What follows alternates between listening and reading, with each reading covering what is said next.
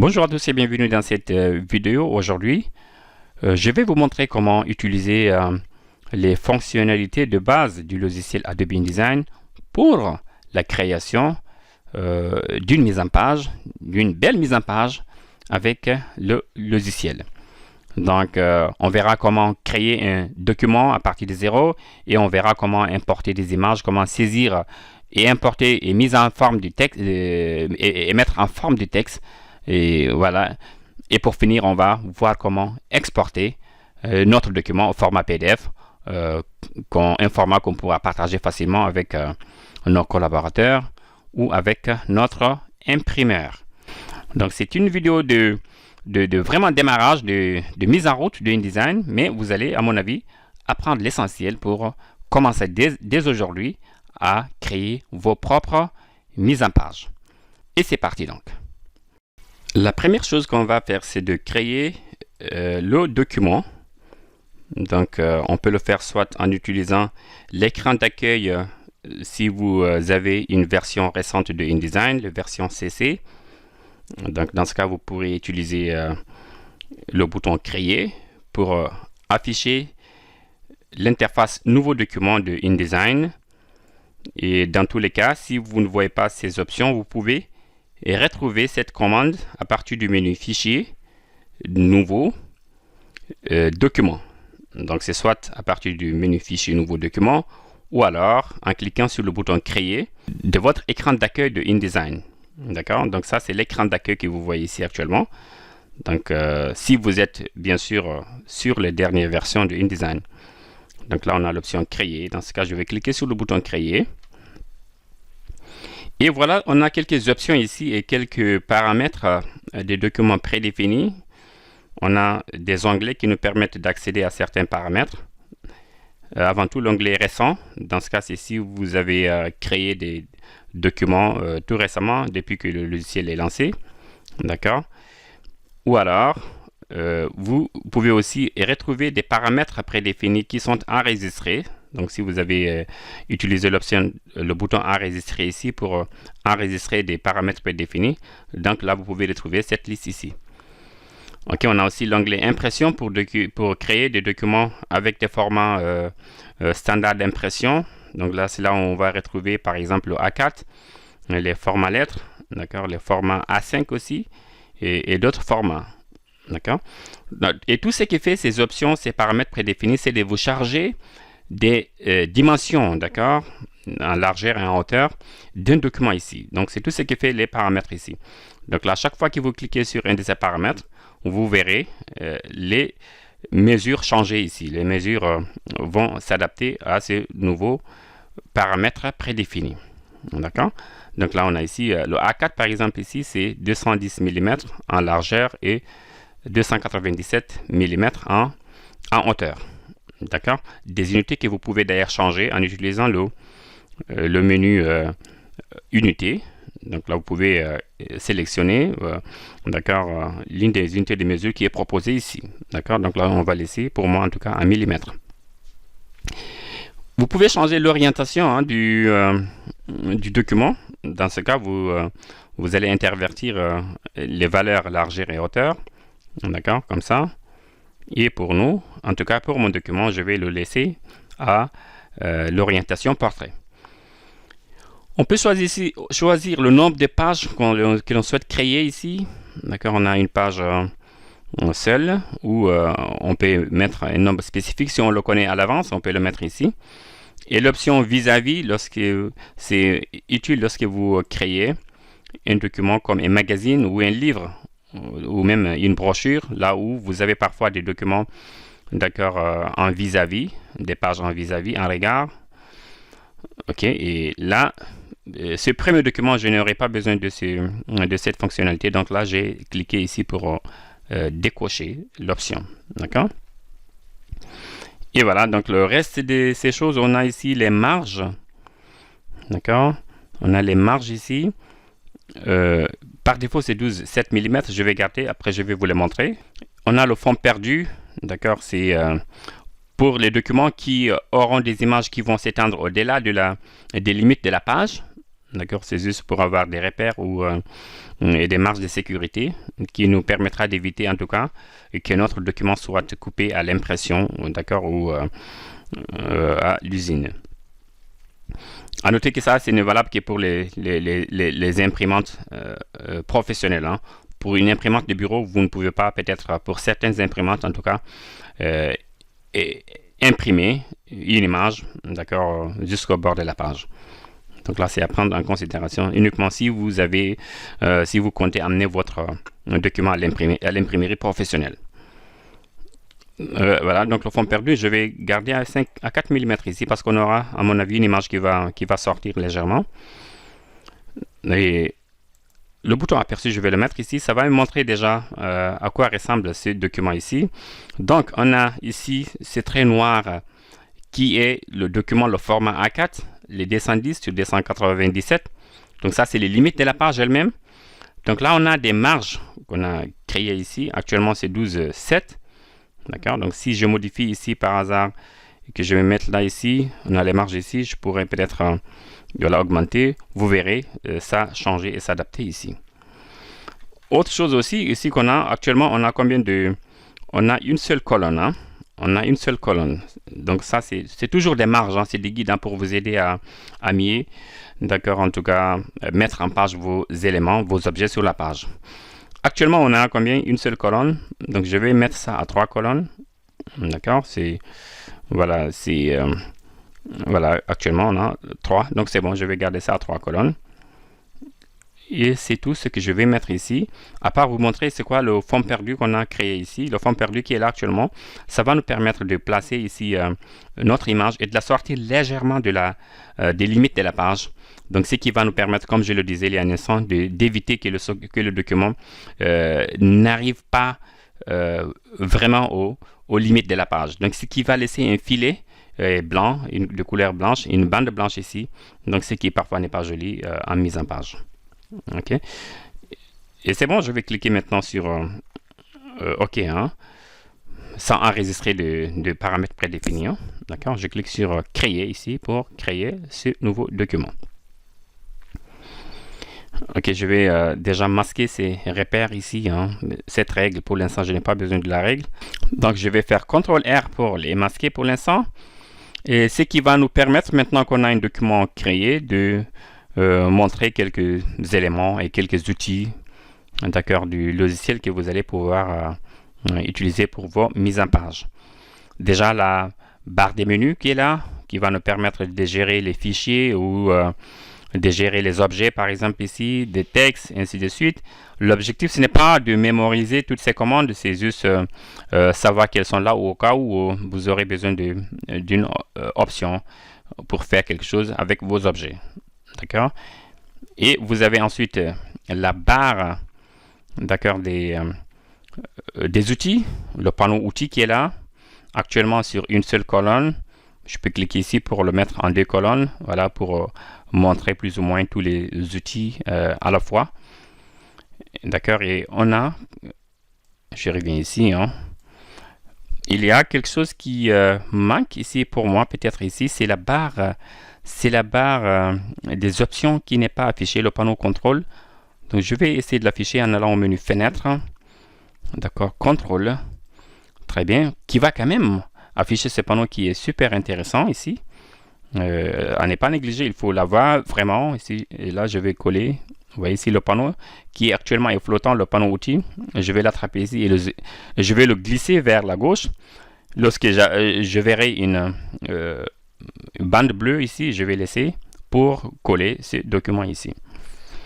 Et là, on a déjà l'onglet de notre document parce qu'on peut avoir plusieurs documents ouverts en même temps et ces documents vont être affichés ici. Il vous suffira tout simplement de cliquer sur un onglet pour montrer ces documents.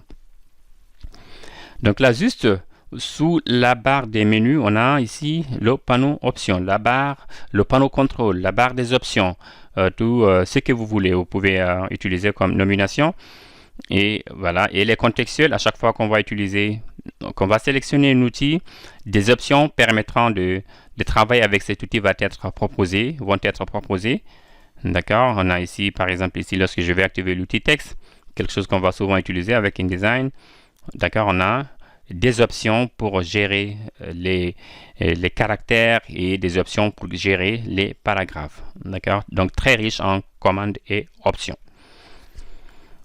D'accord, donc là, tout à fait à la droite, vous avez quelques panneaux qui sont proposés, d'accord, c'est selon l'espace de travail sélectionné. D'accord, nous sommes là actuellement à indispensable, la dernière version de indispensable, donc là avec moins d'options. D'accord, pour les versions antérieures de InDesign, vous aviez ce qu'on appelle les indispensables aussi, mais cette fois-ci on l'appelle classique. Donc ça c'est l'ancienne version de la configuration indispensable. Donc ça va vous montrer quelques panneaux basiques aussi qu'on va utiliser pour notre travail. On a un espace de travail du nom de typographie, donc qui va proposer plutôt des panneaux. Tout ce qui change en quelque sorte lorsque vous sélectionnez un espace de travail, c'est la disposition des panneaux voilà, qui est proposée. Donc selon ce que vous allez faire, vous allez plus ou moins avoir besoin d'utiliser certains panneaux. Donc là, je vais revenir à l'indispensable classique. Hein, voilà. Et voilà, donc là, on a ces panneaux qui sont proposés ici. Panneau page, panneau calque, d'accord, les liens, d'accord. Lorsque vous travaillez avec InDesign, vous aurez en tout cas besoin énormément de ces trois panneaux. Le panneau page, d'ailleurs, déjà pour contrôler les pages, ajouter, supprimer, réorganiser, d'accord. Le panneau calque pour les objets que vous allez dessiner, d'accord. Je pense bien qu'on va commencer à travailler avec le panneau calque maintenant. Pour le document que je vais créer, que je vais travailler avec vous, avec lequel je vais travailler avec vous, je sais qu'on aura besoin d'un calque. Ouais, ici, je double-clique hein, pour le renommer. Ça s'appelle calque 1 par défaut, mais je vais le renommer. Je vais dire par exemple ici, image, arrière-plan par exemple. Je vais appeler image fond, d'accord, image fond, d'accord, je vais comme ça, image de fond. Vous voyez maintenant que mon calque, il s'appelle image de fond. Ensuite, on aura besoin d'un calque pour le texte. Ouais, je pense que c'est pas un document compliqué qu'on va faire ici. Donc là, je vais faire texte.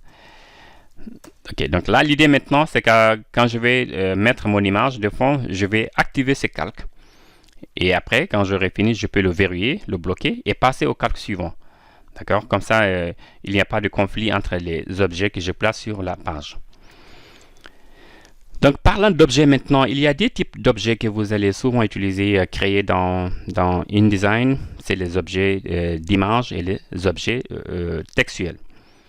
Et chacun de ces objets doit être placé dans un conteneur qu'on appelle ici un bloc. D'accord? Donc, pour avoir une image, dans InDesign, il faut qu'il soit hébergé, inséré dans un bloc, comme dans une enveloppe, voilà, si vous voulez.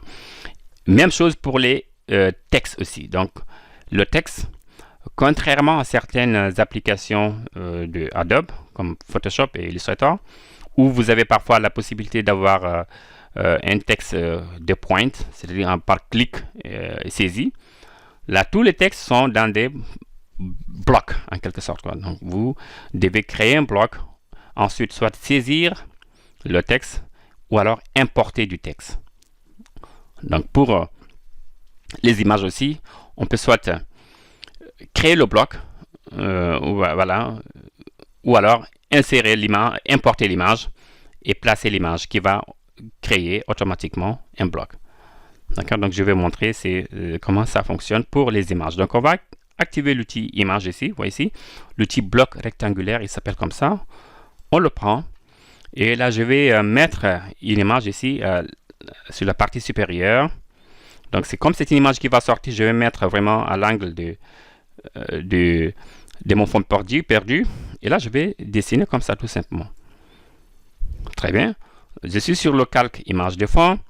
Et là, je viens de dessiner avec l'outil bloc rectangulaire un bloc qui est le conteneur de mon image que je vais importer maintenant. D'ailleurs, je vais le faire maintenant.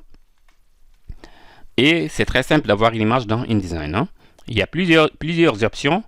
La plus simple ici, peut-être, c'est d'aller au menu Fichier, Importer. Ici, importer avec un joli raccourci CTRL-D. Donc là, je vais faire Importer. Et importer, il faut le signaler déjà, c'est valable pour les images, pour les textes et pour les logos. Tout ce qu'il y a à importer, tout ce qu'il y a à prendre hors de InDesign et le mettre dans InDesign, vous passez par la commande importer. Allez, donc je mets à importer. Très bien, et puis là, moi, je reviens ici. Je vais choisir une image ici. Je prends celle-là. D'accord, ça c'est juste, voilà, des indications, des petits tutoriels pour nous montrer que certaines choses sont maintenant disponibles avec InDesign. On va nous passer de cette affiche. Merci beaucoup InDesign. Et là, on vient d'importer l'image et elle est maintenant dans ce conteneur, dans ces blocs. Première chose que j'ai remarqué ici apparemment, c'est que l'image est plus petite que que le bloc. Mais c'est pas grave, c'est pas trop, il n'y a pas trop de différence. Et pour l'exercice qu'on est en train de faire, ça n'aura pas d'incidence ici. Mais le mieux, c'est d'avoir quand même des images de haute qualité, surtout quand vous faites des documents qui sont imprimés. D'accord? Donc là, ce qu'on va faire, c'est de passer déjà avec l'ajustement. Donc on va passer au menu Objet, Ajustement.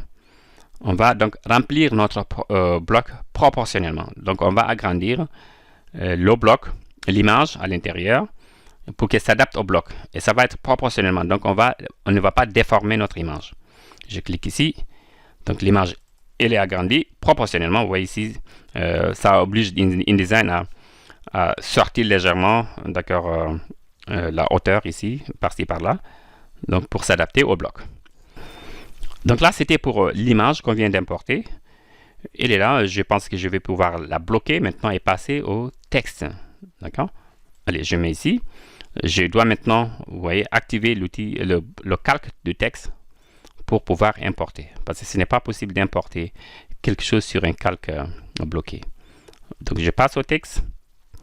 Et voilà. Je vais maintenant activer l'outil texte qui est là. D'accord? Et je vais même zoomer, hein, si vous voulez, avec CTRL+. Sinon, en tout cas, il y a l'outil Zoom ici qui est là, que vous pouvez utiliser. Mais pour moi, je pense que CTRL+, n'est pas du tout une mauvaise option.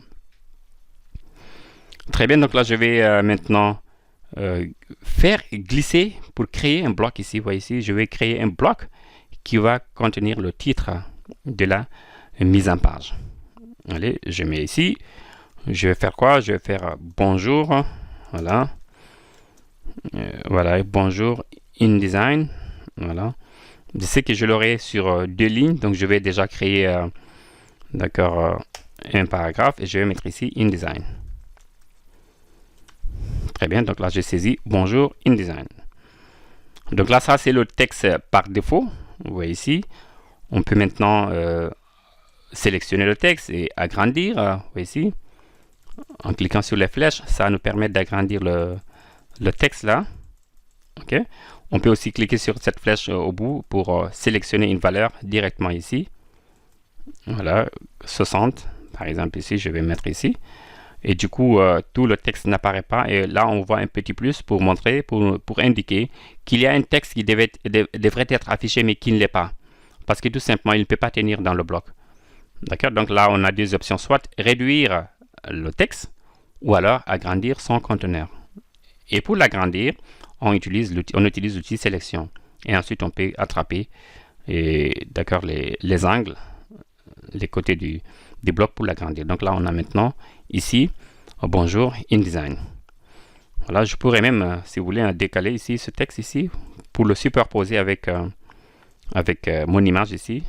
Et on va peut-être changer la couleur et trouver quelque chose de plus intéressant pour nous. Donc déjà, je vais double-cliquer sur bonjour seulement. Et je vais choisir une police ici du nom de Adèle. Adèle, hein. Je sais qu'elle est installée dans mon système. Et si vous ne l'avez pas, vous pouvez soit la chercher et l'installer ou alors trouver une autre police pour remplacer. D'accord, donc on a Adèle ici. Et ensuite, qu'est-ce que je vais choisir? Je peux peut-être prendre, d'accord, Adèle Light. D'accord. Je vais peut-être changer la couleur. Peut-être ici, je vais mettre du blanc. Oui. D'accord. Attention. Contrôle. Voilà, entrée pour amener la ligne là sur la deuxième ligne.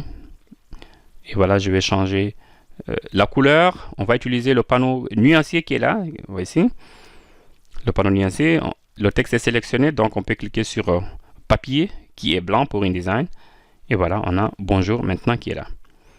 On va sélectionner maintenant InDesign comme ceci et changer aussi la police, trouver une police différente cette fois-ci. Voilà, j'ai Oswald ici et je vais prendre le medium, entre le régulier et le medium. Et voilà, peut-être la police, je vais augmenter ça, je vais peut-être aller à 60, on va encore aller, hein? C'est pas trop, mais on va quand même aller. De toute façon, on pourra revenir ici et changer la taille. Donc là, on a notre titre ici. Et ce qui nous reste maintenant, c'est peut-être d'importer, d'accord, du texte pour la description de InDesign sur cette partie-là. Et après, on va importer notre logo pour, d'accord, le logo de InDesign et le placer ici. Donc, on y va. Là, le texte qu'on a saisi ici, on a créé le bloc. On a ensuite écrit manuellement nous-mêmes, d'accord, avec le clavier, on a saisi le texte. Donc, l'autre possibilité qui est la plus fréquente d'ailleurs, c'est l'importation. Donc, vous pouvez avoir un fichier sous format Word ou un autre fichier de texte.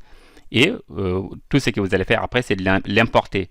De la même manière que vous avez importé votre image ici. D'accord? Donc, on y va. Donc, là aussi, il y a des possibilités. On peut soit créer un bloc. Vous voyez ici, je vais activer l'outil texte. Et voilà, je vais dessiner le bloc ici dans lequel le texte va être importé. Donc là, j'ai déjà le conteneur. On peut saisir ou alors importer. D'accord? On peut saisir ou alors importer le texte et le mettre ici. Et pour importer, c'est fichier, importer, comme on le disait il y a un instant. Et après, on sélectionne le texte. On fait ouvrir. Et le texte va être placé dans notre bloc. La seconde possibilité, c'est d'importer directement le texte et de créer, d'accord, le bloc. Voilà comment ça fonctionne. Fichier, importer. Allez, on va importer ici. Je sélectionne le fichier de texte. Ensuite, je clique sur ouvrir. Donc, ce qui va faire changer ce bloc, charger, d'accord, ce texte. Vous le voyez ici, d'accord, la miniature ici. Le texte est chargé actuellement, mais c'est à nous maintenant de dessiner le bloc dans lequel on va verser le texte. Et voilà, qui nous donne du texte. Donc, vous pouvez utiliser l'une ou l'autre méthode. Voilà, ensuite on a ici le texte. On va double-cliquer, le texte est sélectionné. On va l'aligner peut-être à gauche. Vous voyez ici, on a les paramètres ici. Hein. On peut utiliser ces paramètres pour justifier ou aligner notre texte. Donc, il y a l'onglet paragraphe ici qui montre en premier les alignements et justifications.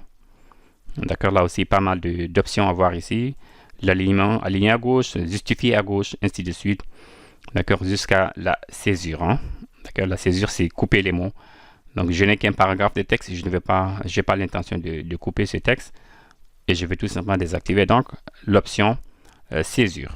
Voilà. Et pour modifier le corps du texte, on peut utiliser le panneau des options, le panneau contrôle qui est proposé ici avec InDesign. Donc, vous pouvez cliquer sur les flèches pour l'agrandir. Voilà, là je suis à 16 par exemple ici, peut-être à 15, ça dépend.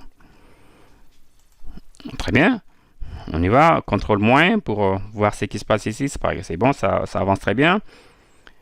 Et je vais peut-être maintenant créer, si vous voulez, hein, un autre calque où je vais dire ça, c'est par exemple le logo, juste pour la pratique. Hein. Logo, maintenant, c'est sur ce logo ici, c'est sur ce calque que je vais importer un logo que je vais placer ici. Allez, CTRL D pour importer directement le logo. Tout à l'heure, on a créé d'abord le bloc d'image avant d'importer l'image. Cette fois-ci, on va faire comme pour le texte là. On va tout simplement faire CTRL D, cette fois-ci avec le raccourci clavier. Sélectionner l'icône, l'image, d'accord, le logo de InDesign. Il est chargé aussi, vous voyez la vignette ici qui est chargée parfaitement. Et là, je vais faire ça, d'accord, dessiner un bloc pour le texte ici. Et je vais zoomer hein, pour voir l'alignement. Attention, il n'est pas trop bien aligné. Je vais donc le déplacer et le mettre parfaitement aligné avec la marge gauche de mon document. D'accord, je vais maintenant peut-être revenir sur la partie du texte et des titres ici. Vous voyez ici, lorsque le document est trop zoomé, je peux appuyer sur la barre espace pour activer temporairement l'outil main, cliquer et déplacer pour voir ce que je suis en train de faire là. D'accord? Ou contrôle moins, voilà, ça va montrer toute la page et ainsi de suite. On va pouvoir peut-être nous concentrer sur cette partie parce qu'il y a des modifications à faire ici. Donc déjà, pour bonjour ici on peut sélectionner en double-cliquant, on sélectionne un mot ici, comme pour certains logiciels de traitement de texte. Voilà, donc on peut utiliser le nuancier pour changer la couleur comme on l'a fait tout à l'heure. D'accord, donc là je pourrais utiliser ça pour changer la couleur ici et voir ce qui se passe. Et je peux aussi, attention, voilà, ça c'est bon. Je peux aussi utiliser, par exemple, c'est ce que je vais faire ici, l'outil pipette. D'accord, l'outil pipette qui est là. Et voilà, je prends l'outil texte là maintenant, attention. On sélectionne ça, on prend l'outil pipette. On va échantillonner cette couleur là. C'est celle-là que je vais utiliser comme couleur pour le titre bonjour. Très bien. Ensuite, je vais augmenter maintenant le texte. Ok, 70. Vous comprenez le concept. Utilisez seulement les flèches ici. Voilà, on y va. Ou saisissez carrément la valeur que vous souhaitez avoir. Par exemple, je mets 65. Voilà, donc ça va mettre le texte à 65. Donc c'est à vous après de juger, de voir ce qui convient à votre document. Je vais faire la même chose pour InDesign ici. Je vais double-cliquer pour avoir tous ces textes ici. Allez, agrandir. On y va, on va agrandir. L'objectif, c'est peut-être de le rapprocher d'ici de la deuxième colonne. On y va. D'accord, on y va, on y va. Voilà, attention, on est à 90 là. Et là, maintenant, je vois qu'on a un petit problème d'interligne. D'accord, la deuxième ligne de InDesign là, ça commence à être éloigné de bonjour alors que c'est le même titre. Donc là, on a ici ce qu'on appelle l'interligne ici, cette option d'interligne ici. Ici, on peut réduire en cliquant ici et comme ça, ça va nous permettre de rapprocher InDesign de bonjour. D'accord? Il y a beaucoup d'autres options ici pour gérer le texte, comme mettre du texte en capital, petite capitale. Ça, vous allez tester ces paramètres. Après, vous voyez que c'est pas du tout compliqué à comprendre ici. D'accord? Je désactive les capitales. Ok, je reviens ici pour voir ça. Donc, double-clic, pipette. Je vais prendre cette fois-ci la couleur la plus foncée du logo pour comme ça créer une harmonie entre les deux textes. Et avec la flèche ou avec l'outil déplacement, je peux déplacer légèrement le texte vers le bas ou vers le haut. Ok, contrôle moins pour voir ça. Qu'est-ce qu'on a ici actuellement? Ça commence à être pas mal. Voilà, je vais peut-être agrandir ce texte ici. D'accord. Et voilà. Peut-être zoomer ici même pour voir ce qui se passe ici. En tout cas, mon objectif, c'est que ce logo-là soit aligné avec la dernière ligne du texte de description. Et pour ça, je vais afficher maintenant les règles avec CTRL R. Et je vais en profiter pour vous montrer comment créer un repère à partir de la règle. Donc, vous vous mettez ici, vous cliquez et vous descendez. Et voilà, là, je vais aligner la règle, le repère par rapport à la dernière ligne. Ce qui va après me permettre de prendre ce logo et le déplacer pour l'aligner parfaitement avec la dernière ligne de la description. D'accord? D'accord, pour ce qui concerne donc les repères, vous avez les repères de marge, les repères de colonnes et les repères manuels qu'on peut créer à partir des règles qui sont ici avec InDesign. Donc, CTRL R pour désactiver la règle encore. Je vais cliquer sur ces deux flèches là pour refermer, pour réduire ce panneau. Et voilà. On va maintenant essayer de voir ce document sans les repères. Tout ce qui ne sera pas imprimé, on va essayer de le masquer dès à présent.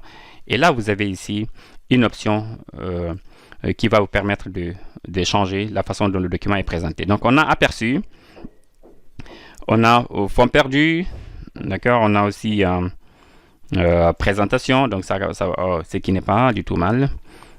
Ok, donc là pour sortir échappe à partir du clavier, et voilà, on revient en mode aperçu peut-être là.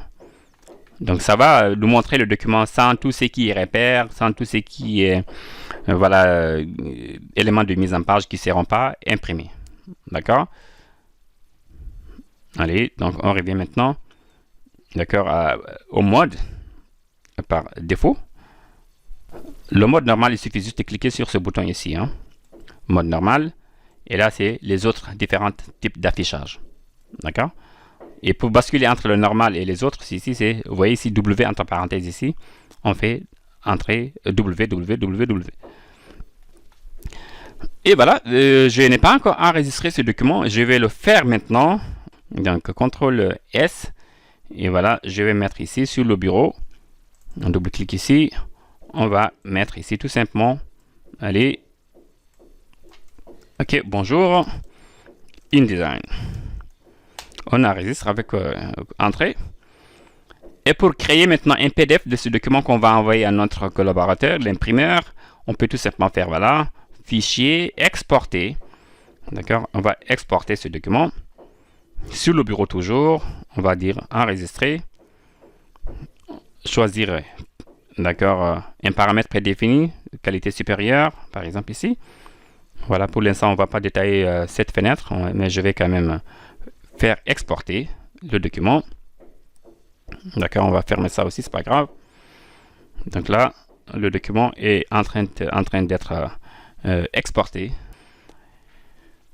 Et je fais CTRL S pour sauvegarder mon document une deuxième fois, et je peut-être reviens sur le bureau maintenant pour voir ce qui est proposé ici. Voilà, on a notre document Bonjour InDesign qui est créé ici. On va le montrer, et voilà le document, votre document que vous allez créer avec votre premier document, pour certains en tout cas, que vous allez pouvoir faire avec InDesign. Donc là, avec quelques outils, hein, on a utilisé que deux outils, hein, l'outil texte, l'outil image. On a utilisé quelques calques pour l'organisation, mais pour le reste, c'est tout ce dont vous avez besoin pour faire des belles mises en page déjà avec le logiciel fantastique Adobe InDesign. D'accord? Voilà, donc c'est ça pour cette vidéo, hein. Voilà, j'espère que vous allez pouvoir faire la même chose, et surtout partager votre travail avec moi éventuellement.